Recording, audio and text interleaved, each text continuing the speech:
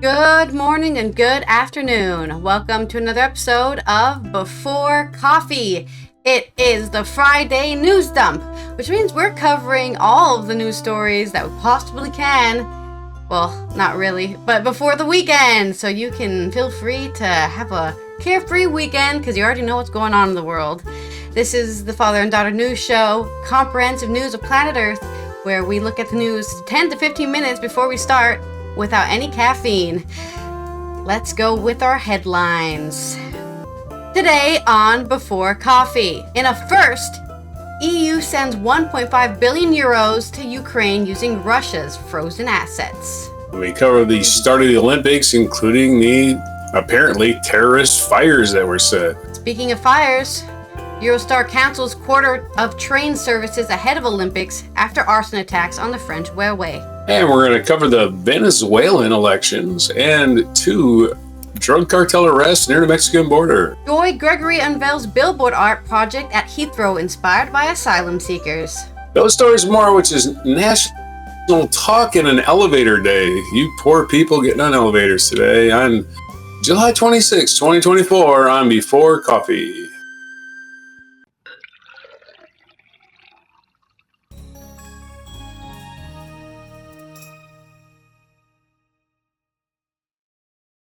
All right, a lot of news and a lot of things about the Olympics because the Olympics have started for some sports and are starting soon. I think, what was it, the 8th of August I thought was, no, the 28th? The 28th of July is the opening ceremony, right? Nope, tonight. Don't tell me. Today's the opening ceremony, so I don't know where you're getting your information. I thought it was in August. But anyways, we're not talking about that just yet, though. It's going on right now. Because first we're starting... It's supposed to be actually going on... with news coming out of Ukraine. This is on Euronews by Jorge Liboriero. The transfer of 1.5 billion euros is the first of its kind under the novel scheme based on Russia's immobilized assets, estimated to be worth 210 billion euros across the bloc. The European Union has sent 1.5 billion euros to Ukraine using the extraordinary revenues obtained from Russian central bank's assets that remain immobilized as part of the bloc's far-reaching sanctions. 90% of the financial assistance will help Kyiv build more weapons, ammunition, and air defense systems, which the country urgently needs to repel the advances of invading troops in the east. The remaining 10% will contribute to reconstruction efforts, particularly to the energy infrastructure badly damaged by relentless Russian strikes. Well, I mean, that's fitting. They did all the damage, so they should pay for it.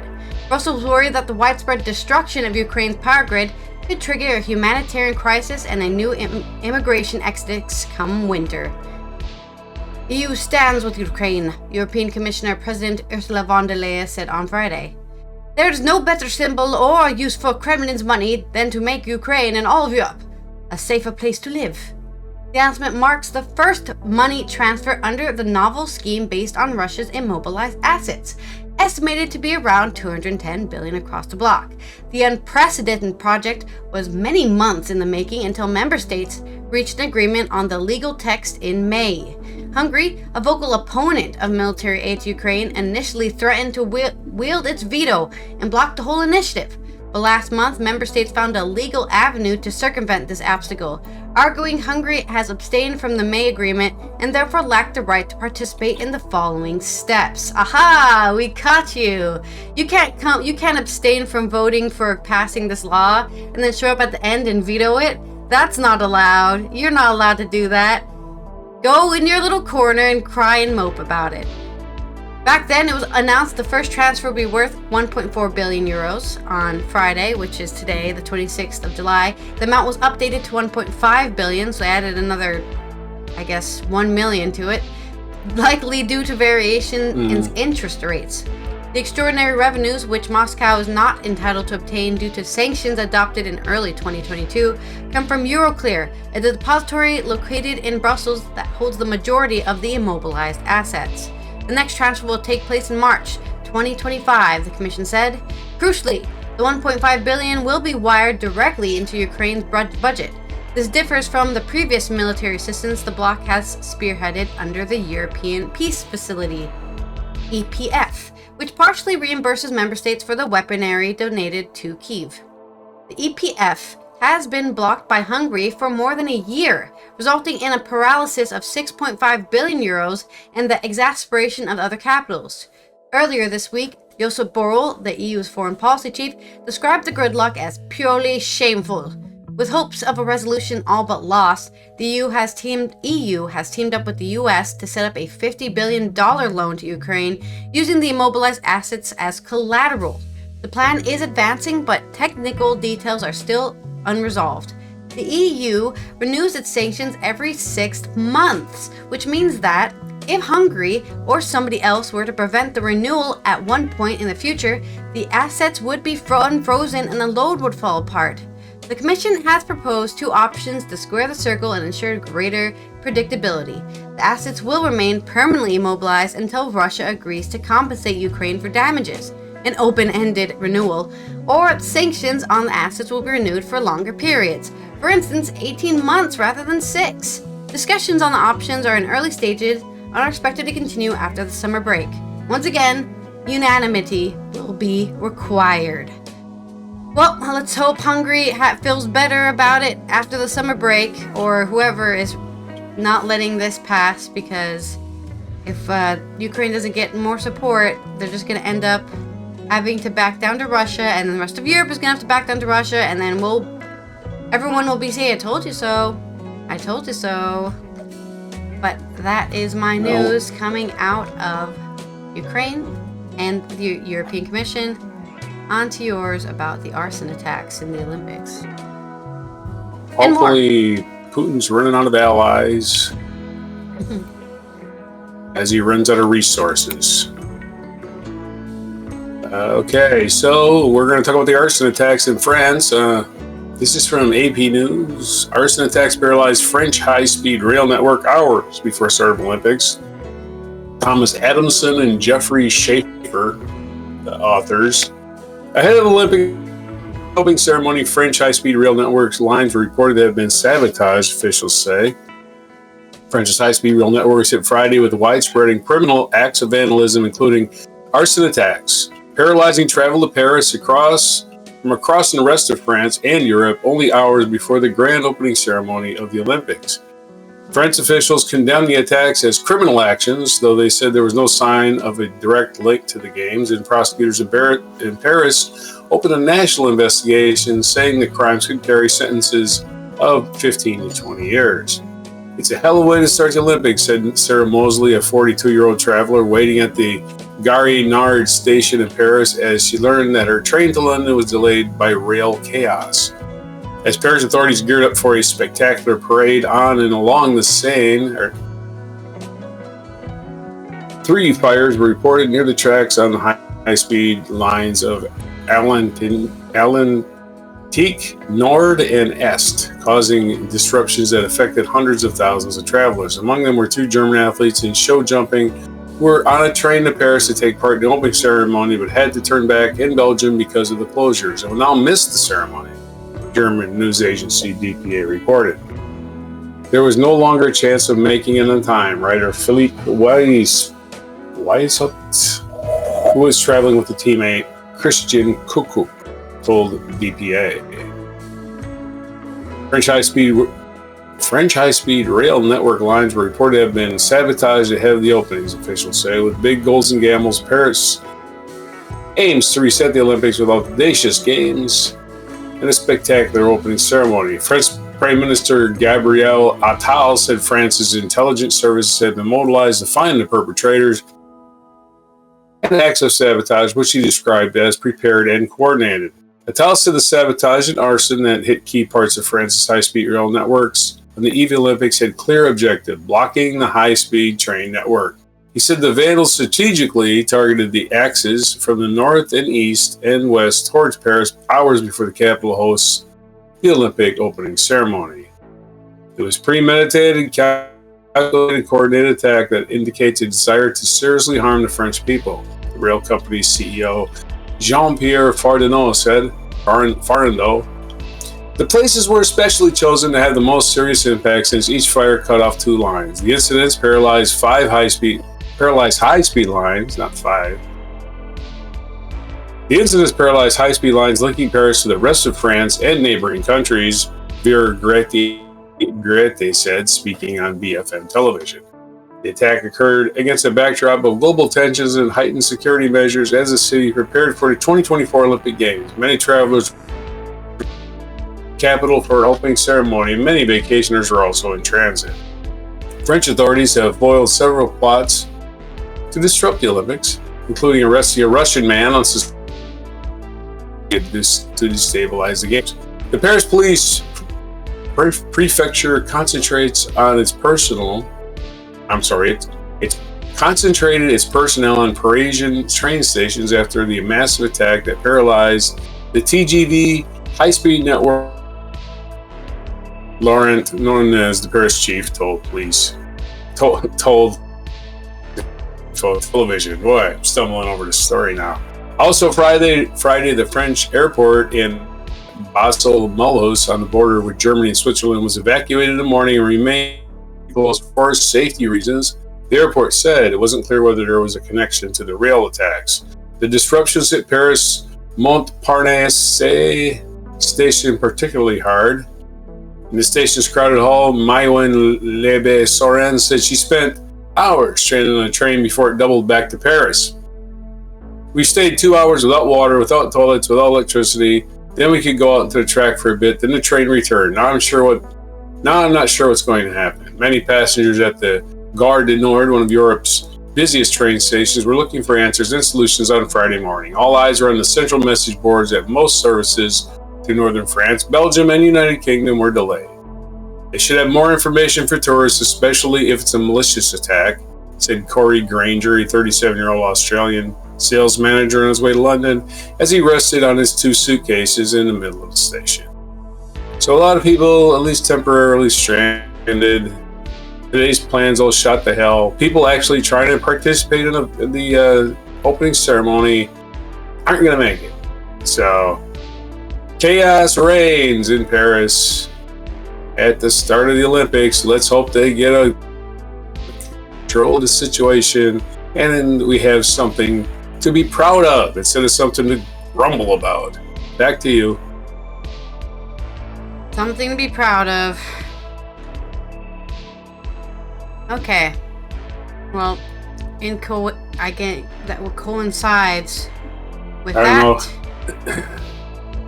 Is Eurostar. This is from Jenny Reed on CNBC.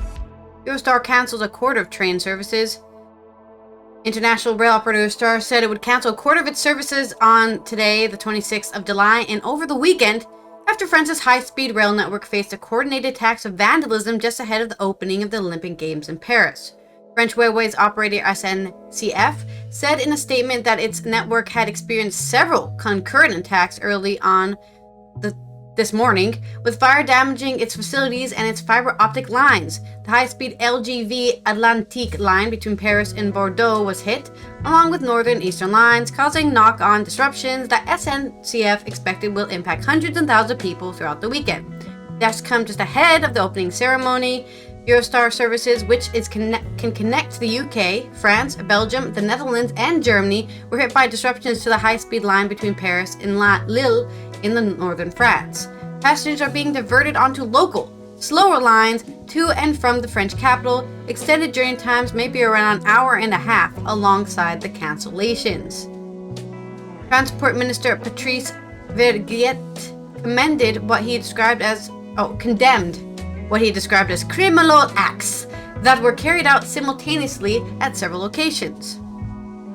In a briefing to French television, SNCF President Jean-Pierre Fardeau said 800,000 people would be affected by the disruption across the weekend. We are so sorry to not be able to circulate the trains expected by the French. Today, the major departure lines are attacked, an attack on the French, Fardeau said, according to NBC News translation. The celebration is spoiled. Well, only if you let it be spoiled. That's the whole point of attacks or terrorist attacks, is to spoil the world for you. It was not immediately clear who perpetrated the incident. But Farando said the attacks were carried out at 4 in the morning across several locations. French Prime Minister Gabriel Attal said on social platform Twitter that he was grateful to firefighters who had responded to the affected sites. Attal also said he was thinking of all French people and families who were preparing to go on vacation, that he shared their anger. Parisians are known for departing the city en masse in August for their summer breaks, with numerous offices and hospitality venues shutting down. Protesters and activists have spoken out against several issues surrounding the games in recent weeks, flagging the environmental and social impact of proceedings and the inclusion of Israeli athletes in the ongoing war in Gaza Strip. French officials have been on high alert for disruptions to the games, with 45,000 police officers due to be deployed for the opening ceremony, according to Reuters. Tensions are particularly high due to the recent assassination attempt on convicted felon Donald Trump, as well as Paris history with deadly terror attacks. Yeah, Nice is the one I can think of right now. Areas of the city center, including around the Louvre, Notre Dame, and Eiffel Tower, have been restricted to access only via QR code or to workers. There has been a bit of complexity around the environment in terms of being able to secure around the scene, so the traffic has been a bit complicated.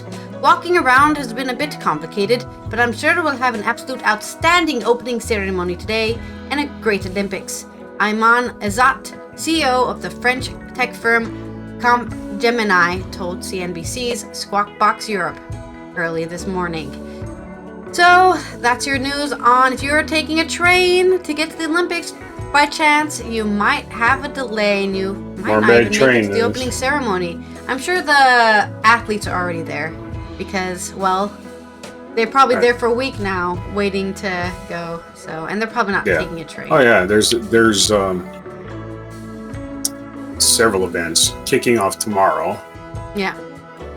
July 27th. After ceremony tonight, which is getting over. The ceremony will probably take place on time, I imagine. But I don't. Tennis, badminton, basketball, beach volleyball, boxing, canoe slalom, diving, equestrian, fencing, hockey, judo, road cycling, rowing, shooting, skateboard, surfing, swimming, table tennis, taekwondo, tennis, volleyball, and water polo, all starting tomorrow. That's a lot of events. So a lot of stuff getting underway in the Olympics. Yeah, that's just the stuff that's starting.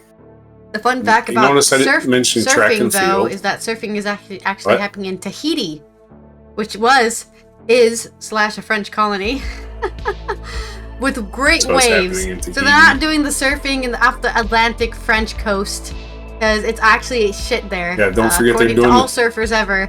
Don't do surfing off the French coast, but they did go to Tahiti, which is technically French. You know, whatever makes you feel good about yourself. I understand they're doing swimming and swimming in the Seine too, which is polluted.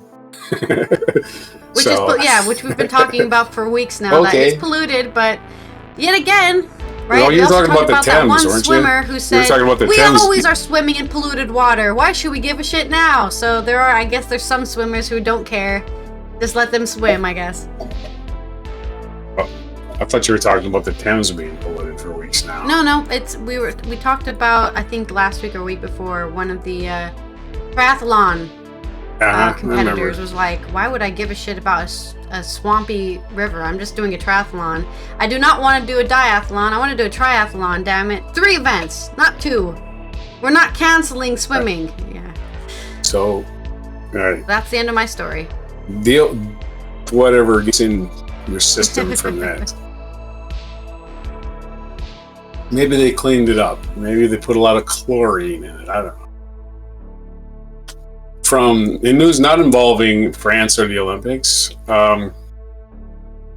U.S. arrests 2 leaders of Mexico's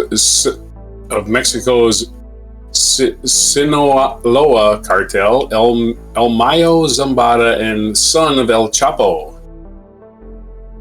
This is from Alana Durkin-Ricker and Maria Verza and Christopher Sherman of the Associated Press. Ismael El Mayo Zambada, a longtime leader of Mexico's Sinaloa cartel, and Joaquin Guzman Lopez, a son of another famous cartel leader, were arrested by U.S. authorities in Texas on Thursday, the U.S. Justice Department said. A leader of the powerful Sinaloa cartel for decades alongside Joaquin El Chapo Guzman, drug traffickers in the world, is known for running the cartel smuggling operations while keeping a lower profile. A Mexican federal official told the Associated Press that Zambada and Guzman Lopez arrived in the United States in a private plane and turned themselves into authorities. The official spoke on the condition of anonymity because he was not authorized to discuss the matter. The U.S. government had offered an award of up to $15 million for information leading to the capture of Zambada, who eluded authorities for decades. Well, maybe he's turning himself in for the money. That sounds really stupid. Zambada and Guzman Lopez oversaw the trafficking of tens of thousands of pounds of drugs in the United States, along with the related violence. FBI Director Christopher Wray said, adding that now they will face justice in the United States. Fentanyl is the deadliest drug threat that our country has ever faced, and the Justice Department will not rest until every single cartel leader, member, and associate responsible for poisoning our communities is held accountable, Attorney General Garland said in a statement. Mexican authorities didn't immediately comment on the arrests. He was seeking Zambada's capture for years, and he has been charged in a number of U.S. courts. He was charged in February in the Eastern District of New York with conspiring to manufacture and distribute the synthetic opioid. Prosecutors said he was continuing to lead the Sinaloa cartel, one of the most violent and powerful drug trafficking organizations in the world. So there's your arrest with not a whole lot of details, but they still go on and on about, oh boy, isn't being a drug violent business? Oh yes it is. Oh boy. Once you're in the black market business, it's very lucrative. People want in on it, and the cops want to shut you down, and so forth and so on. We've all seen the movies. They're out there, right? In election news, will Venezuela actually have a free election this time? We'll see. Venezuela's landscape favors the opposition. This is according to americasquarterly.org. And this is Felix Sayas Rodriguez. Venezuela's election on Sunday will be different from the controversial votes of the last 2 decades. The country's electoral playing field has changed so dramatically that Chavismo, the ruling political movement that created the late Hugo Chavez, Frias, faces a real possibility of defeat at the ballot box for the first time in years. Votes matter only if they're counted fairly, of course, a prospect that remains very much in doubt in a country in the CN's electoral authority, which is tasked with overseeing election transparency and relaying results to the nation and the international community. Even so, fundamentals, including polling and on-the-ground campaign reporting, now favor the opposition so strongly that an irreversible victory is possible. From 1998 to 2012, former President Hugo Chavez Frias easily won the 4 elections a year in. After he died in 2013, Nicolas Maduro faced opposition leader Henrique Capriles Rodonsky the same year. That result was much different and confirmed what the polling showed, a close political contest. At the end of the day, Maduro was declared the winner. Then in 2018 election, the main opposition candidate, Mesa de la Unidad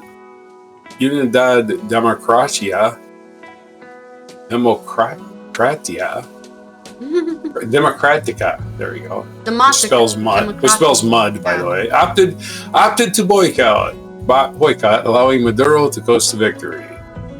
The Organization of American States, OAS, called it fraudulent, and the U.S. labeled it as a sham. Today's landscape is different. Chavismo is enduring a low point in popular support. Many of the proponents have been disillusioned by the Maduro government's mistakes, the mismanagement of the economy, and the increasing isolation of a country that, in the recent past, was an integral part of the international community.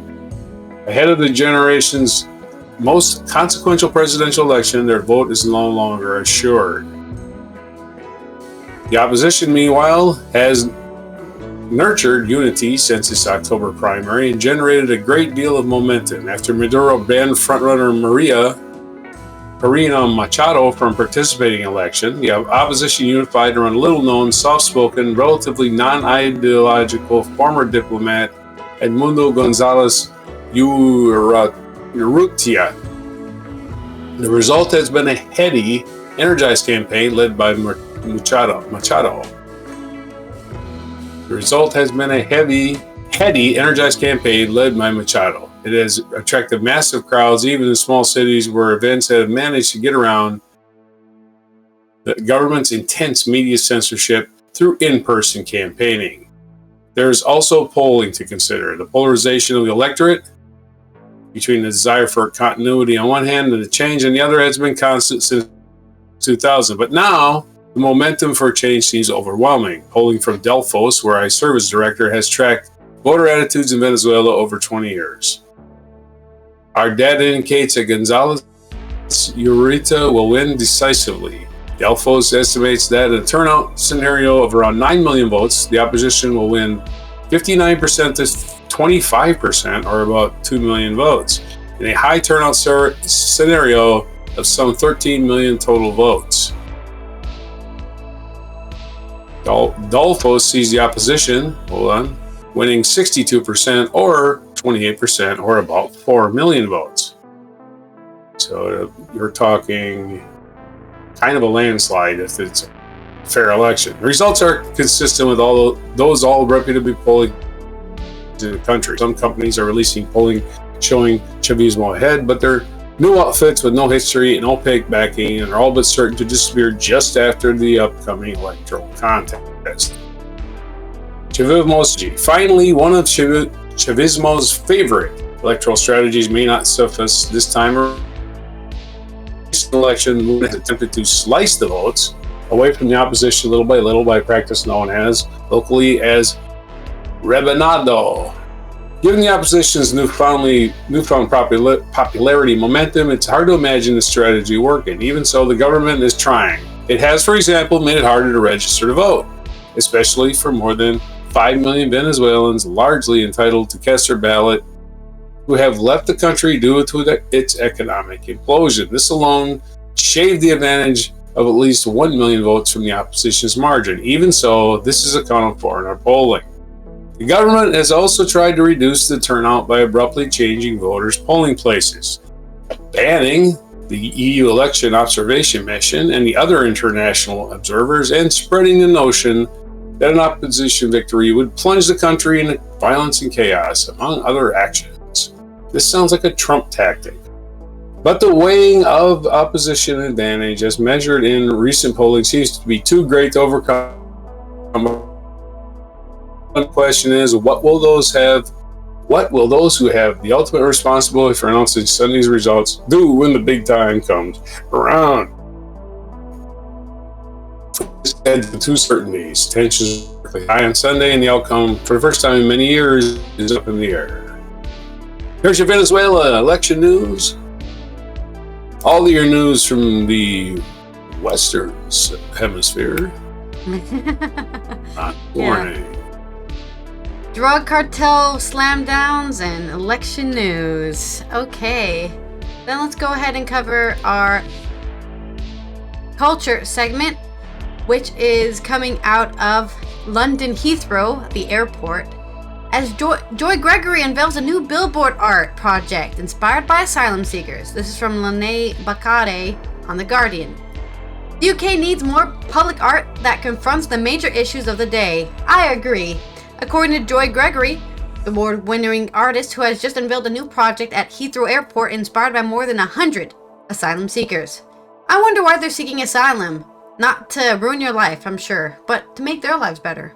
Gregory, who's known for her photographic work and won the £110,000 Freelance Award recently, was commissioned by Transport for London, TfL, to create 24 billboards mounted in the airport's Terminal 4 underground station ticket hall.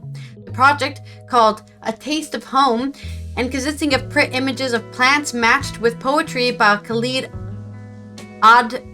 Abdallah and Warsaw, was inspired by workshops that Gregory and TfL ran with asylum seekers who were living in temporary accommodation near the airport. I think it's a platform to actually discuss those ideas in a wider context, said Gregory of Public Art. Millions of people will come through and see it.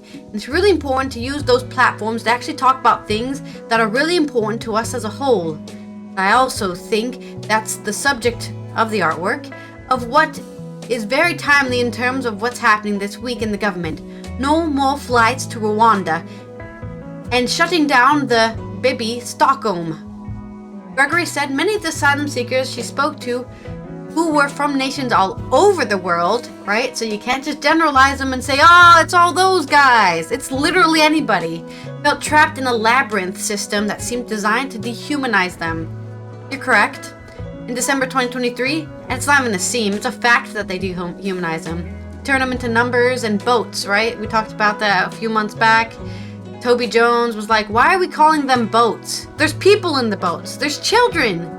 You know, there's teenagers in those boats. It's not just boats that are crossing the channel. There's people in them. Stop calling them boats. The Refugee Council estimated more than 120,000 people were waiting on the outcome of their initial asylum claim since December 2023, a situation described as living in limbo. Through the workshops at the hostel where the participants were accommodated while their claims were processed, Gregory would ask, via translator or Google Translate, what their first memory of a plant or flower was. It would open up a whole conversation, she said. Yeah, all the different types of seeds people have in where they live. Gregory believes the location of the work, an easily accessible public location, is important.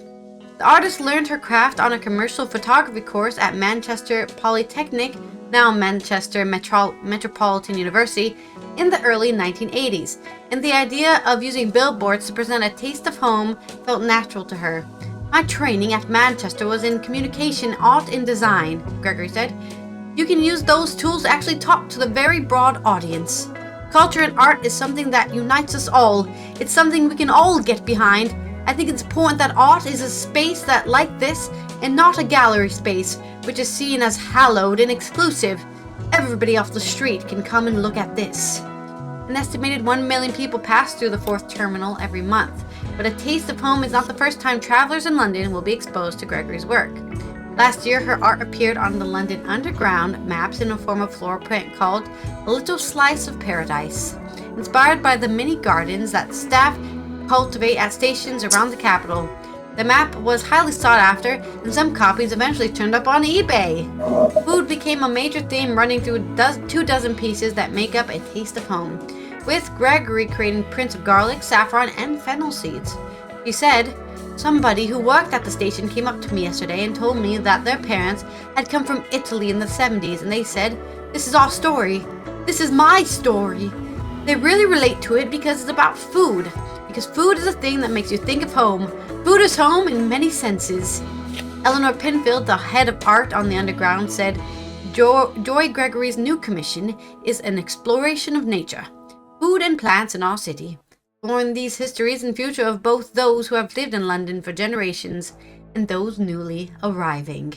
That's right, places like London, Amsterdam, even Paris are multicultural havens.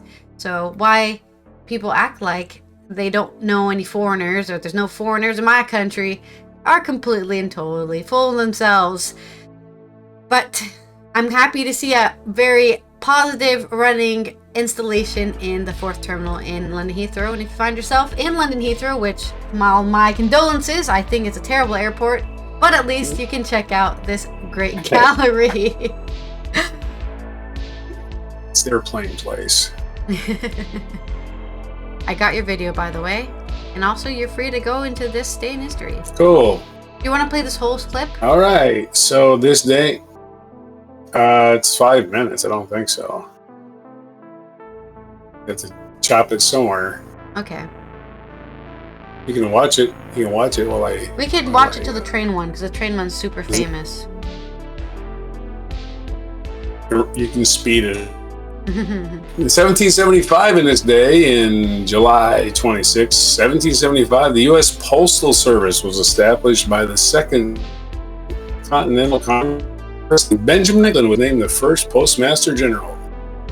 Is that why he's on our money? That might be why he's on our money. Wait a minute. $100 bills. 8.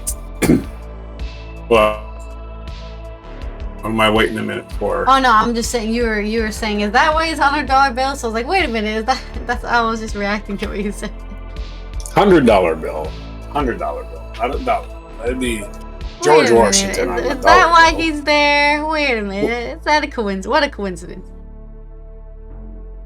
That's why hundreds are called Benjamins.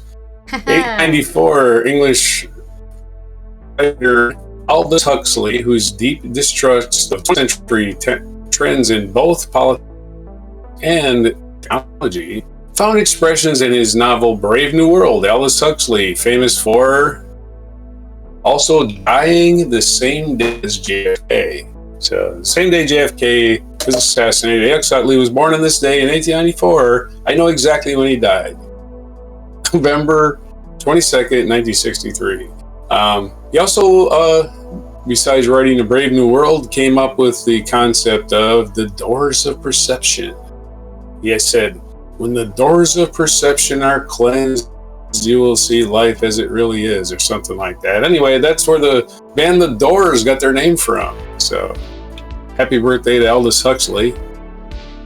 1943, Los Angeles experienced its first major smog as a hellish cloud descended on the city, limiting visibility to 3 blocks. The noxious smog was later blamed in part on the exhaust from vehicles, and it lasted 70 years. You know, it's just hot.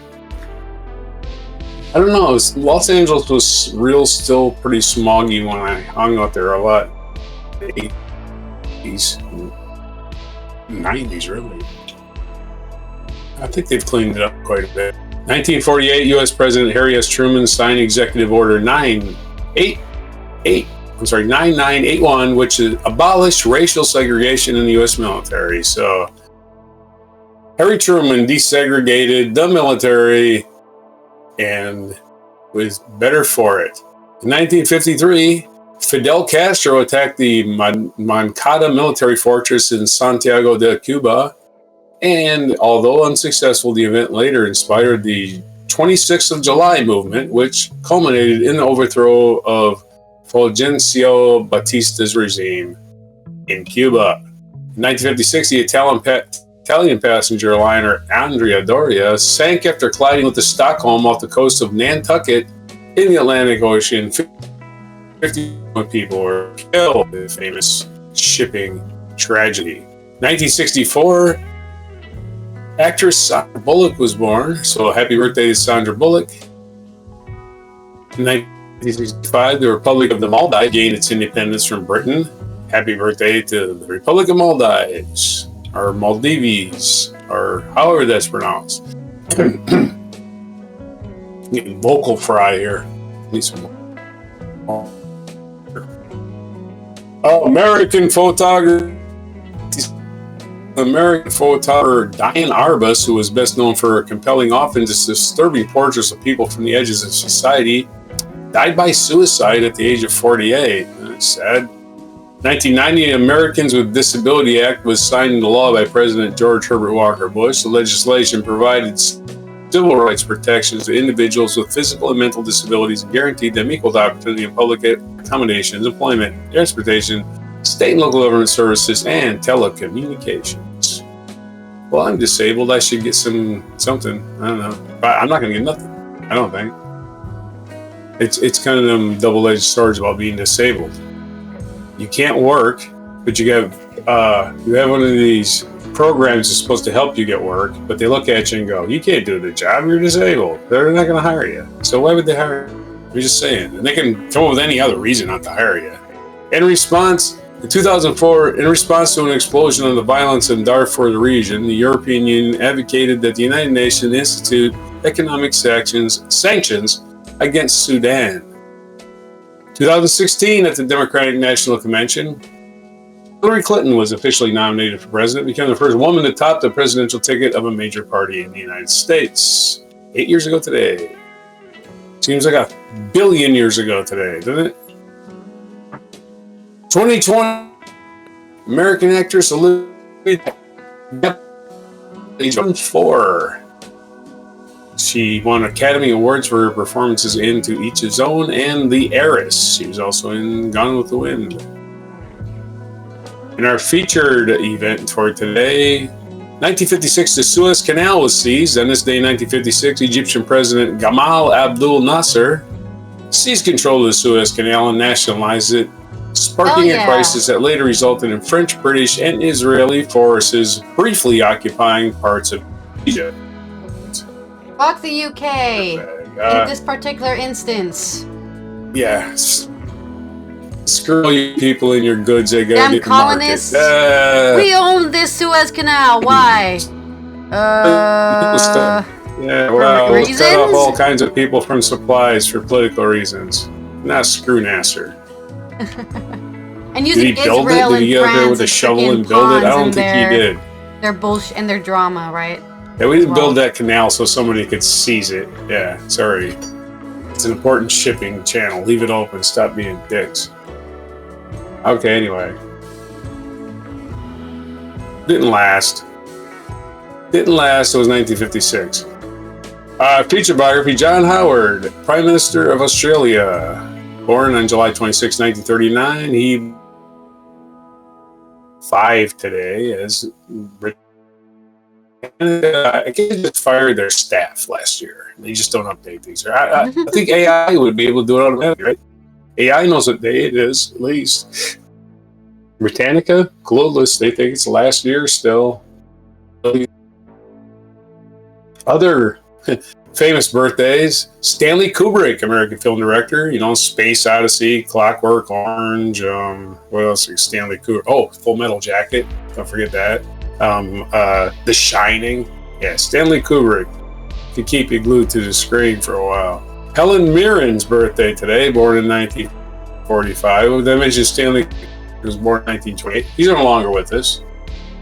But Helen Mirren is born in 1945. Kevin Spacey, famous, I guess what do you want to call it? Cancel cultured actor now, because there's actually movies made, documentaries made about Kevin Spacey creeped out, but still, I gotta tell you, he's in a lot of things I like. So, happy birthday, Kevin Spacey.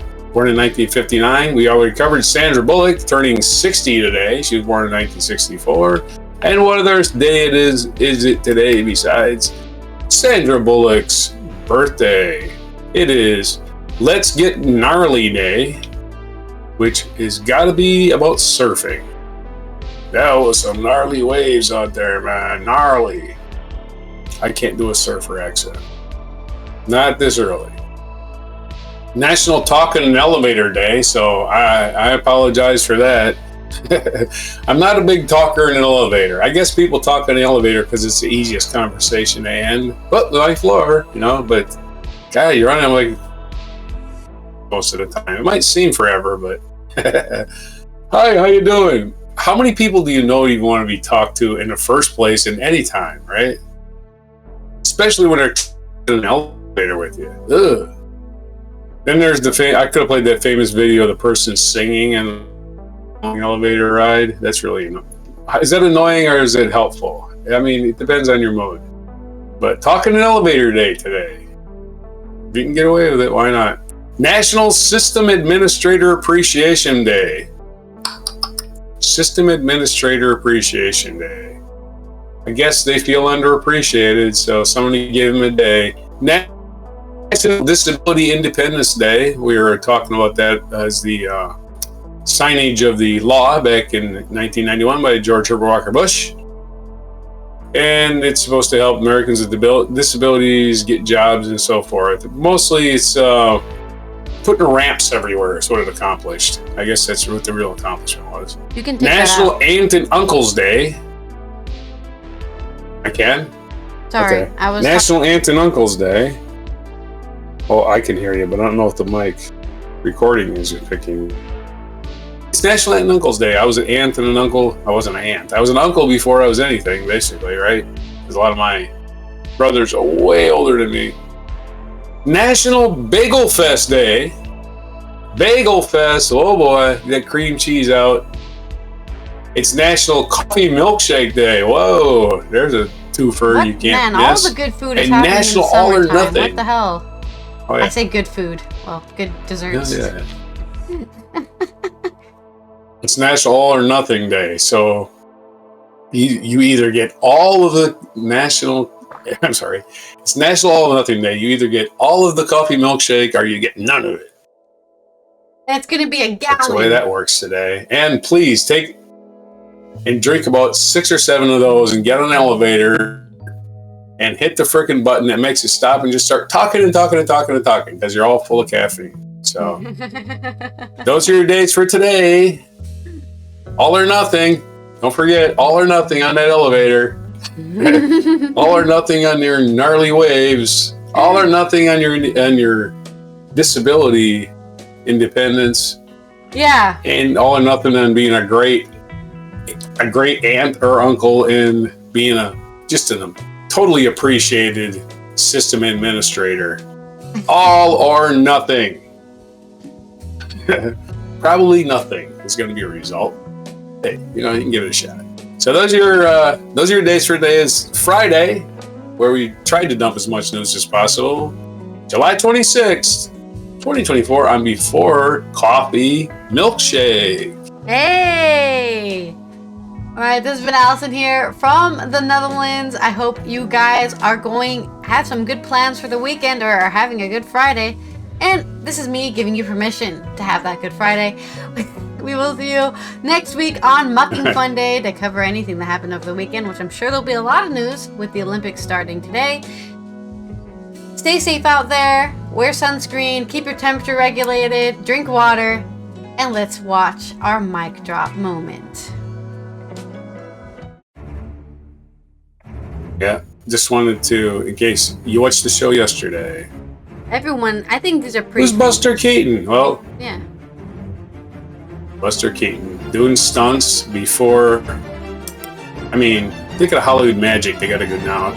CGI, Yeah, this guy was out there busting his ass. The great thing about old films is it's a reminder that films are not reality. Some people are so obsessed with that's stuff. Not realistic. You're watching a film, dude. None of it's realistic. Had to pay attention. That's right. You can pay attention to the theater. You can even talk to the theater, probably, because there was no dialogue. And you can laugh, and you can laugh. Oh my, you wouldn't miss anything. Yeah, but Buster Keaton. Strong wind.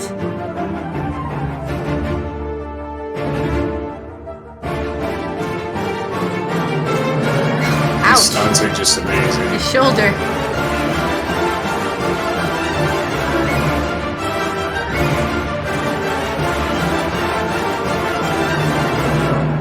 Oh, the tumble down the hills are great. That's crazy. Dangerous. They didn't even do the whole thing. Now that you can tell that's a doll, but still, the stunt he had to do, right? That's a crazy stunt. Yeah. Is that a real woman? I think that I can't tell if that. No, it was a doll he rescued, but yeah, the edit at the end was a woman moving, but it's just a real good edit, right? Whoa. No shit, huh? Right? Some good alignment. The one in the front of the train is just ridiculous.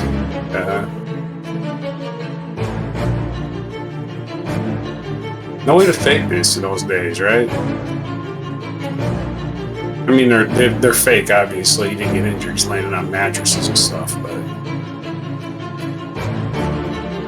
the facade of the house falling over. This one was not fake. That was really dangerous. Famously dangerous. Alright. The facade ones, yeah. All of these are dangerous. I swear, he could have died in any one of these. Yeah, for sure. This one's the one. This one's the most dangerous. Like even stunt people today are like, that would never be allowed. That kind of stunt would never be allowed. The front of the train is ridiculous.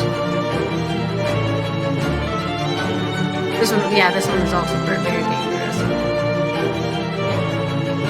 Because your leg could get caught under that train and it's not stopping.